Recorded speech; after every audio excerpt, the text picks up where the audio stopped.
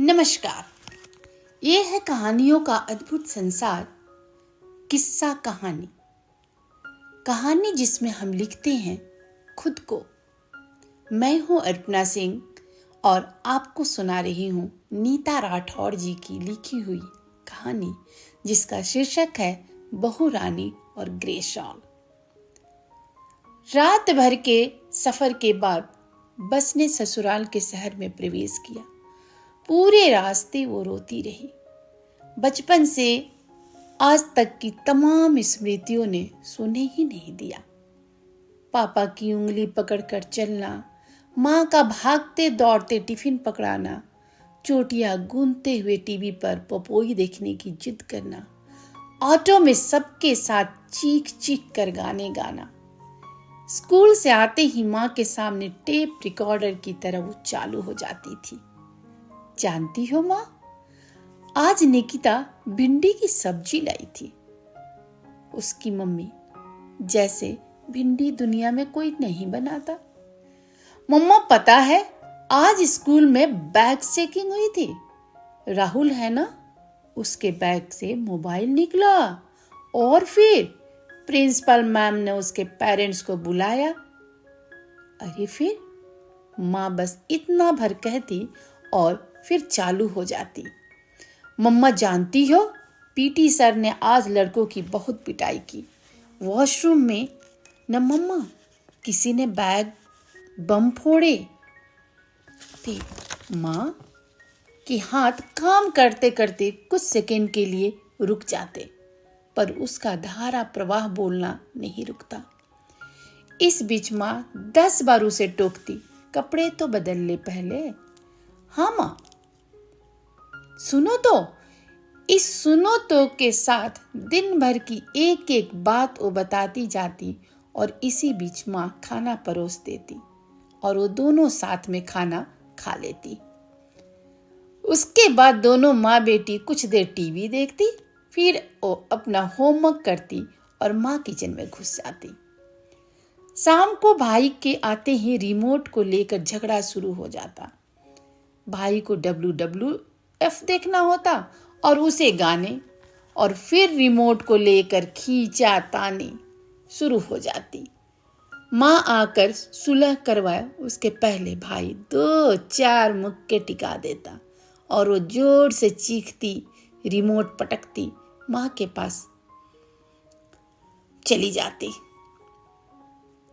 या कभी किसी एक की पसंद का खाना बनने पर शिकायतें शुरू हो जाती और माँ बिना किसी का पक्ष लिए दोनों को डांटती। शाम को पापा के आने के बाद खाना साथ खाते और फिर कई बार कैरम, लूडो, अंग बंग, चौक चंग या ताश की बाजी जम जाती। कई बार तो होता कि देर रात के पढ़ने पर पापा कई बार कमरे में आकर झांक जाते। पढ़ते पढ़ते यूं ही सो जाने पर पापा उनकी नींद में खलल डाले बिना बुक्स समेट कर रख देते और चादर ओढ़ा देते थे। कई बार स्कूल ट्रिप जाने या दोस्तों के साथ पार्टी मनाने की बात को लेकर पापा से बहस भी हो जाती। वो गुस्से में बदतमीजी कर बैठती, पर पापा कभी शिकायत नहीं करते। हाँ, माँ जरूर पापा का पक्ष लेकर उसे डांट लगाती या समझाती। कितने सुहाने दिन थे वो। उसने फिर एक सिसकी ली।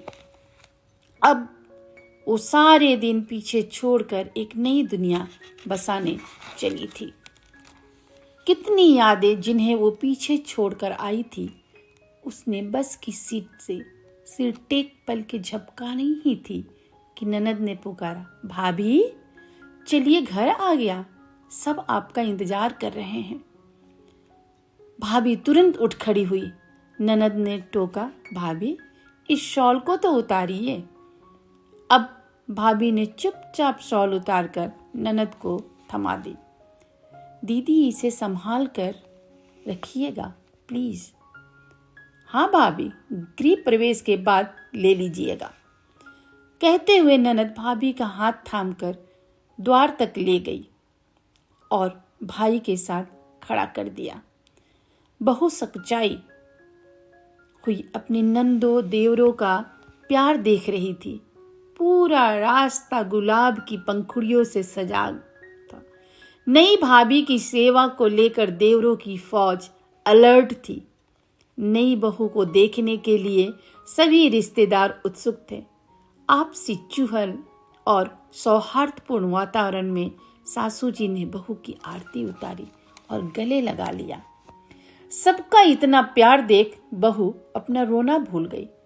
वो बेहद खुश हुई और इसी खुशी में ननद से शॉल लेना भूल गई। गृह प्रवेश की रस्म के बाद जब सासू जी ने थोड़ा रेस्ट करने के लिए एक रूम में छोड़ा तो मारे थकान के लेटते ही नींद लग गई। नींद से जगते ही उसे एक बार फिर अपनी शॉल की याद आई। उसने शॉल ढूंढने के लिए हर ओर नजर डाली। उसने सोचा कि वो सोई हो तब शायद शॉल वहां किसी ने रख दी हो, पर शॉल कहीं नहीं थी। शॉल न मिलने पर वो थोड़ी परेशान हो गई।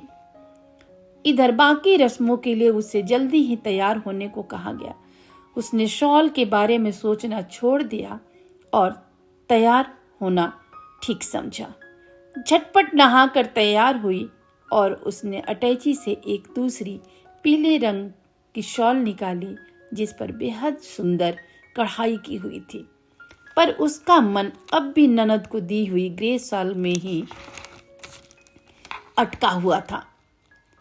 सारी रस्में पूरी करके फ्री होते ही फिर उसे शॉल का ख्याल आया। उसने अपने सामान में फिर एक बार तलाश की जो विदाई के समय मां ने उसे उड़ाई थी।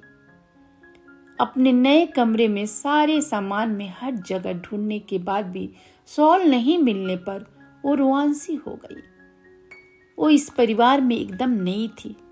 मेहमानों के सामने ननद से पूछना भी ठीक नहीं लग रहा था।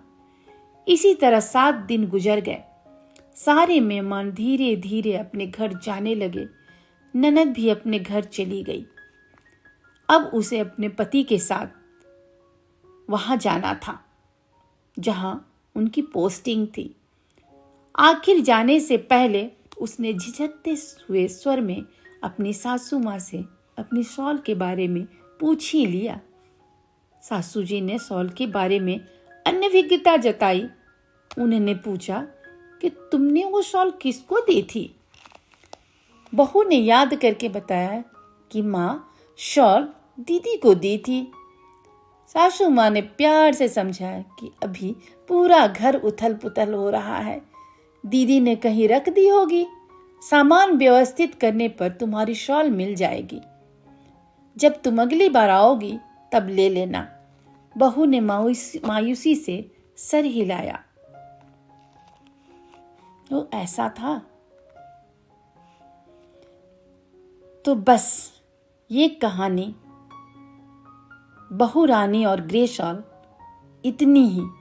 अभी आप सुन रहे थे अर्पणा सिंह की आवाज में नेहा राठौड़ जी की लिखी हुई कहानी बहू रानी और ग्रे शॉल। तो फिर मिलते हैं एक नई कहानी के साथ। शुक्रिया।